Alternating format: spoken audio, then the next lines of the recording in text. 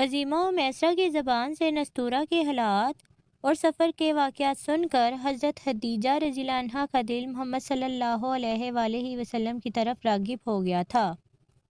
انہی حالات و واقعات کا نتیجہ تھا کہ حضرت خدیجہ رضی اللہ عنہا کے دل میں آپ صلی اللہ علیہ وآلہ وسلم کے ساتھ شار ملازمہ نفیسہ رضی اللہ عنہا کے بس انہوں نے اپنی ایک رازدار خادمہ نفیسہ کے ذریعے نبی اکرم صلی اللہ علیہ وآلہ وسلم کو پیغام نکاح بھجوایا، جسے آپ صلی اللہ علیہ وآلہ وسلم نے قبول کر لیا۔ خدیجہ رضی اللہ عنہا نے عمر بن اسد اپنے چچا اور ورقہ بن نوفل اپنے چچا زاد بھائی کو ابو طالب کے پاس بھیجا۔ ابو طالب اپنے بھتیجے کی مرضی پا کر بہت خوش ہوئے اور عمر بن اسد کو اپنی طرف سے مبارکباد دی۔ نکاح کی ایک تاریخ مقرر کر دی گئی اور آخرکار شادی کا وقت آ گیا۔ ابو طالب بمائے شرفائے قریش نبی اکرم صلی اللہ علیہ وآلہ وسلم کو لے کر خدیجہ رضی اللہ عنہا کے گھر پہنچے۔ ابو طالب نے خطبہ نکاح پڑھایا اور مہر 20 اونٹ مقرر ہوئے۔ اس کے بعد ایجاب و قبول ہوا۔ صنادید قریش نے آپ کو مبارکباد دی اور مجلس عقد برخاست ہوئی۔ حضرت ابو طالب نے ولیمہ میں 1 اونٹ ذبح کیا اور پکوا کر اپنے عزیزوں کو کھلایا۔ خدیجہ رضی اللہ عنہا نے اپنی لوڈنیوں کو حکم دیا کہ دف بجائیں اور گائیں اور پھر انہیں اپنی شادی کی استعمال آنکھیں منور کر سکیں۔ جب آپ صلی اللہ علیہ وآلہ وسلم کی شادی کو قریب 10 برس کا زمانہ گزر چکا تو آپ صلی اللہ علیہ وآلہ وسلم پہاڑوں میں جا جا کر معتکف رہنے لگے۔ آثار نبوت بہت زیادہ نمایاں ہوتے چلے جاتے تھے۔ آپ صلی اللہ علیہ وسلم اکثر بازار کی طرف یا کہیں جاتے تو پتھر اور درختوں سے السلام علیکم یا نبی اللہ کی آوازیں نکلتی سنائی دیتی۔ آپ صلی اللہ علیہ وسلم ڈرتے تھے اور گھر آ کر خدیجہ رضی اللہ عنہا سے یہ حالات کہتے۔ وہ آپ صلی اللہ علیہ وسلم کو تسلی دیتی کہ آپ صلی اللہ علیہ وسلم تو نہایت ہی رحیم و کریم انسان ہیں، اللہ تعالیٰ آپ کو کسی قسم کی اذیت نہ پہنچائیں گے۔ پھر آپ صلی اللہ علیہ وسلم کے معمولات میں اضافہ ہوا کہ آپ صلی اللہ علیہ وسلم کئی روز تک گھر سے غائب رہتے۔ آپ صلی اللہ علیہ وسلم کا معمول تھا کہ آپ صلی اللہ علیہ وسلم غار حرا میں تشریف لے جاتے اور وہاں بیٹھ کر اللہ تعالیٰ کی یاد کرتے۔ آخرکار 40 برس کی عمر میں نبی اکرم صلی اللہ علیہ وآلہ وسلم پر وحی نازل ہوئی۔ آپ صلی اللہ علیہ وآلہ وسلم گھر میں تشریف لائے تو آپ صلی اللہ علیہ وآلہ وسلم کو ایک دہشتناک تکلیف ہوئی۔ خدیجہ رضی اللہ عنہا کیا جو گزرا تھا بیان کر دیا۔ خدیجہ رضی اللہ عنہا نے کہا، آپ صلی اللہ علیہ وسلم کے روئے مبارک پر نور چمک رہا ہے جو اس سے پہلے کبھی نظر نہیں آیا تھا، اور آپ صلی اللہ علیہ وسلم کے جسم سے ایسی خوشبو آ رہی ہے کہ اس سے پہلے میں نے کبھی نہیں سونگھی۔ آپ صلی اللہ علیہ وسلم باطمینان یہاں بیٹھیں۔ اس کے بعد وہ نبی اکرم صلی اللہ علیہ وآلہ وسلم سے اجازت لے کر اپنے چچا زاد بھائی ورقہ بن نوفل کے پاس گئیں، جو نصرانی ہو چکا تھا اور اس نے گزشتہ اسلامی کتابوں سے بہت کچھ حاصل کر لیا تھا۔ اہل مکہ کی نگاہوں میں اس کے علم و فضل کا بہت زیادہ احترام تھا۔ چنانچہ آپ نے ان سے پوچھا، اے میرے چچا کے بیٹے، مجھے خبر دو کہ کیا توریت و انجیل میں کوئی ایسی پیشن گوئی ہے کہ اس زمانہ میں کوئی پیغمبر ہوگا اور وہ پیغمبر یتیم و مسکین ہوگا، اللہ تعالیٰ اس کو غنی کر دے گا؟ ورقہ نے جواب دیا، ہاں، ایسی پیش گوئی کتب سماوی میں ہے، ایسا نبی ضرور پیدا ہوگا، اور دیگر صفات کے علاوہ اس میں ایک صفت یہ بھی ہوگی کہ عیسیٰ کے پانی پر چلے گا، مردے اس سے باتیں کریں گے، پتھر اسے سلام کریں گے اور درخت اس کی نبوت کی گواہی دیں گے۔ اب اس نبی کے ظہور کا وقت بھی آ گیا ہے، آخر اس سے تمہارا کیا مقصد ہے؟ خدیجہ رضی اللہ عنہا نے کہا کہ میرے شوہر غار حرا میں بیٹھے ہوئے تھے کہ یکایک ان پر جبرائیل امین علیہ السلام نازل ہوئے، وہ ڈر گئے اور خدا نے ان پر وحی بھیجی۔ ورقہ یہ سن کر کدوس کدوس چلانے لگا اور کہا کہ اگر ممکن ہو تو محمد صلی اللہ علیہ وسلم کو ذرا میرے پاس لے آؤ۔ چنانچہ جب وہ آپ صلی اللہ علیہ وسلم کو ساتھ لے آئیں تو تمام حالات سن کر وہ کہنے لگا، محمد صلی اللہ علیہ وآلہ کے نبی ہو، اور جو غار میں تمہارے پاس آیا تھا وہ خدا کا فرشتہ جبرائیل علیہ السلام ہے۔ وسلم کی حضرت عیسیٰ علیہ السلام نے بشارت دی اور فرمایا ہے کہ میرے بعد ایک پیغمبر آئے گا جس کا نام احمد ہوگا۔ اس کے بعد نبی اکرم صلی اللہ علیہ وسلم کی پیشانی پر بوسہ دیا اور عرض کیا کہ آپ صلی اللہ علیہ وسلم ان قریب بت پرستی کے مٹانے پر معمور ہوں گے۔ کاش میں اس زمانہ تک زندہ رہتا کہ جب آپ صلی اللہ علیہ وسلم کی قوم آپ صلی اللہ علیہ وسلم کو وطن سے بے وطن کرے گی، تو اس وقت میں ضرور سینہ سپر ہوتا۔ ورقہ کی اس گفتگو سے نبی اکرم صلی اللہ علیہ وسلم کو اطمینان ہو گیا اور آپ صلی اللہ علیہ وآلہ وسلم واپس گھر تشریف لے آئے۔ اس کے بعد خدیجہ رضی اللہ عنہا عداس کے پاس پہنچی۔ یہ شخص نینوا کا رہنے والا ایک زبردست راہب تھا اور اس درجہ مومر تھا کہ بڑھاپے کی وجہ سے بھوئیں آنکھوں پر گر پڑی تھی۔ وہ آپ کو دیکھتے ہی تعظیم سے کھڑا ہوا اور پوچھنے لگا کہ آپ نے کیسے تکلیف فرمائی۔ خدیجہ رضی اللہ عنہا بولی، اے عداس، میں تم سے پوچھنے آئی ہوں کہ تمہارے پاس جبرائیل علیہ السلام کی بھی کچھ خبر ہے اور آسمانی کتابوں میں کچھ ان کا حال لکھا ہوا ہے کہ نہیں؟ یہاں مکے میں تو یہ لفظ غیر مسموع ہے، بلکہ مکے میں کیا سارے جزیرہ عرب میں غالباً اس نام کو کوئی نہیں جانتا۔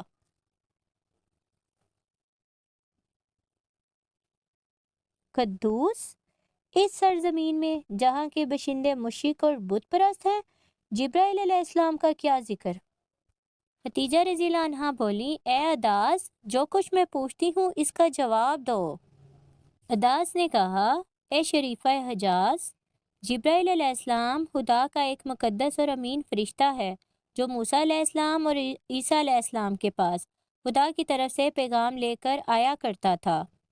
اور وہ ناموس اس شہر میں نازل ہونے لگے تو اس کی خیر و برکت کی افراط ہو جائے اور قحط کے وبال سے رہائی پا جائیں۔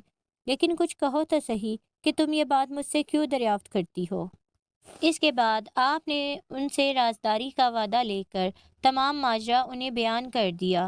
جب خدیجہ رضی اللہ عنہا گھر پہنچی تو جبرائیل علیہ السلام بآواز بلند نبی اکرم صلی اللہ علیہ وآلہ وسلم کو آیات پڑھا رہے تھے۔ آپ نے یہ آیات اپنے کانوں سے سنی تو بہت خوش ہوئیں اور کہنے لگیں، میرے ماں باپ آپ صلی اللہ علیہ وآلہ وسلم پر قربان ہوں، ذرا میرے ساتھ عداس کے پاس تو چلیے۔ آپ صلی اللہ علیہ وسلم اٹھ بیٹھے اور امیر المومنین کے ہمراہ عداس کے پاس پہنچے۔ آپ صلی اللہ علیہ وآلہ وسلم کی پشت سے کپڑا اٹھایا اور مہر نبوت کو آفتاب نصف النہار کی طرح رشا و تابہ دیکھ کر سجدے میں گر پڑا اور کہنے لگا، قسم ہے خدا کی، اے محمد صلی اللہ علیہ وآلہ وسلم، آپ وہی نبی ہیں جن کی بشارت عیسیٰ علیہ السلام اور موسیٰ علیہ السلام نے انجیل و توریت میں دی ہے۔ عداس بولا، ان قریب آپ صلی اللہ علیہ وآلہ وسلم خلائق کی اصلاح و تبلیغ کے لیے مامور کیے جائیں گے اور لوگ آپ صلی اللہ علیہ وآلہ وسلم کی تکذیب کریں گے۔ اگر میں زمانہ دعوت تک زندہ رہا تو خدا کی قسم آپ صلی اللہ علیہ وسلم کے مخالفوں سے ضرور لڑوں گا۔ اب آپ صلی اللہ علیہ وآلہ وسلم کا زیادہ وقت خوف خدا اور اجتہاد نفس میں گزرتا تھا۔ جب آپ صلی اللہ علیہ وآلہ وسلم پر کوئی وحی نازل ہو چکتی تو آپ صلی اللہ علیہ وسلم کمبل اوڑھ کر لیٹ جاتے اور اس کا اثر دیر تک رہتا۔ اسی طرح ایک دن آپ صلی اللہ علیہ وسلم کمبل اوڑھے خدیجہ رضی اللہ عنہا کے محل میں آرام فرما رہے تھے کہ یکایک حضرت جبرائیل علیہ السلام نمواد ہوئے اور یہ وحی لائے۔ ترجمہ، یعنی اے کمبل اوڑھنے والے، اٹھ اور اپنی قوم کو عذاب الہی سے ڈرا اور اپنے پروردگار کی بڑائیاں بیان کر، اپنے کپڑوں کو پاک رکھ، ناپاکی کو ترک کر، زیادتی کی خواہش میں احسان نہ کر اور اپنے پروردگار کے لیے کام میں صبر پیدا کیجیے۔ جب یہ آیت شریف نازل ہوئی تو آپ صلی اللہ علیہ وسلم گھبرا کر اٹھ بیٹھے، کمبل کو ایک طرف پھینکا اور کے پوچھنے پر آپ صلی اللہ علیہ وسلم نے فرمایا، مجھ پر ابھی یہ وحی نازل ہوئی ہے، اب میں دیکھ رہا ہوں کہ سب سے پہلے میری دعوت پر کون متوجہ ہوتا ہے اور کون سلسلہ اسلام میں داخل ہوتا ہے۔ خدیجہ رضی اللہ عنہا بہت عزت کی نگاہ سے اپنے شوہر کو دیکھ رہی تھی اور داعی اسلام کا ہر لفظ دعوت سن رہی تھی کہ انہیں ایک پھریری سی آئی، آنکھوں میں آنسو ڈبڈبانے لگے، دل میں ایک کیفیت پیدا ہوئی اور وہ دوڑ کر نبی اکرم صلی اللہ علیہ وسلم کے قدموں میں جا بیٹھیں اور کلمہ پڑھ کر مسلمان ہو گئیں۔ بولی، یا رسول اللہ صلی اللہ علیہ وآلہ وسلم، میں آپ کی نبوت اور رسالت کی سب سے پہلے گواہی دیتی ہوں۔ آپ صلی اللہ علیہ وآلہ وسلم خدیجہ رضی اللہ عنہا کو دعائے خیر دے کر دعوت اسلام کے لیے باہر تشریف لے گئے۔ آپ صلی اللہ علیہ وآلہ وسلم سے نبی اکرم صلی اللہ علیہ وآلہ وسلم کی معاونت کی اور آپ صلی اللہ علیہ وآلہ وسلم کی ہر طرح کے حالات میں دلجوئی کی۔ وقت کے ساتھ ساتھ جب دائرہ اسلام وسیع ہونے لگا تو کفار قریش نے نہ صرف یہ کہ نو مسلم لوگوں کو ستایا اور ان پر ظلم ڈھایا، بلکہ ان کے ظلم و ستم کا براہ راست رسول مقبول تک اثر پہنچنے لگا۔ اس سے محفوظ رکھنے کے لیے گھر سے باہر ابو طالب کا اثر اور گھر کے اندر حضرت خدیجہ رضی اللہ عنہا کا اقدار آپ صلی اللہ علیہ وسلم کا پشت پناہ ہوا۔ جب لوگ نبی اکرم صلی اللہ علیہ وآلہ اڑاتے اور آپ صلی اللہ علیہ وسلم رنجیدہ ہو جاتے تو حضرت خدیجہ رضی اللہ عنہا آپ صلی اللہ علیہ وسلم کو ہمت اور دلاسا دیتی، جس سے آپ صلی اللہ علیہ وسلم اور مضبوط ہو جاتے اور آپ صلی اللہ علیہ وسلم کے دل میں جوش تبلیغ پھر سے پیدا ہو جاتا۔ اسی لیے آپ صلی اللہ علیہ وسلم نے ایک بار فرمایا، میں جب کفار سے کوئی بات سنتا تھا اور مجھے ناگوار معلوم ہوتی تھی تو میں خدیجہ رضی اللہ عنہا سے کہتا تھا، وہ اس طرح سمجھاتی تھی کہ اس سے میرے دل کو تسکین ہو جاتی تھی اور کوئی رنج مجھ کو نہیں ہوتا تھا کہ خدیجہ رضی اللہ عنہا کی باتوں سے وہ ہلکا اور آسان نہ ہو جائے۔ یہ معلوم ہوا کہ آغاز تبلیغ میں آپ صلی اللہ علیہ وسلم کو جو مشکلات حائل ہوئیں ان کو حل کرنے میں حضرت خدیجہ رضی اللہ عنہا کا ہاتھ بڑے استقلال سے کام کرتا رہا۔ خدیجہ رضی اللہ عنہا ہر لمحے نبی اکرم صلی اللہ علیہ وآلہ وسلم کی معاون و مددگار رہیں اور آپ صلی اللہ علیہ وآلہ وسلم کو دلی طور پر تسکین اور سکون مہیا کرنے کی کوشش کرتی رہیں۔ وقت گزرتا رہا اور تمام مشکل حالات کے باوجود اسلام کی روشنی ہر طرف پھیلنے لگی۔ اہل عرب کو اس بات کا احساس تھا کہ ان حضرت صلی اللہ علیہ وسلم کی ترقی اور مذہب اسلام کے عروج کا ذریعہ ان کے چچا ابو طالب اور ان کی زوجہ خدیجہ رضی اللہ عنہا ہیں، اور سب بالیقین کہتے تھے کہ اگر یہ دونوں ذریعے دور ہو جائیں تو اسلام کبھی ترقی نہیں کر سکتا۔ بظاہر تو یہ صحیح بات معلوم ہوتی تھی، مگر در حقیقت ایسا نہ تھا۔ شیعت ایزدی کو حقیقت اچانک ابو طالب بیمار ہوئے اور چند روزہ بیماری کے بعد وہ نصف رمضان المبارک میں انتقال کر گئے۔ ان کے انتقال کے بعد حضرت خدیجہ رضی اللہ عنہا کی طبیعت ناساز ہوئی اور 4 روز بعد وہ بھی انتقال کر گئیں۔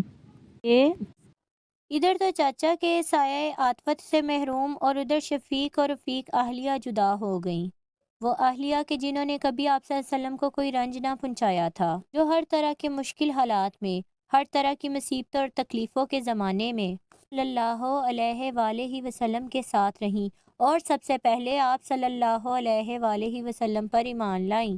صلی اللہ علیہ وآلہ وسلم نے انہی دو درد انگیز اور حسرت انگیز واقعات کے سبب سے اس سال کا نام عام الحزن رکھ دیا اور گھر کا نام آپ صلی اللہ علیہ وسلم نے بیت الحزن کر دیا۔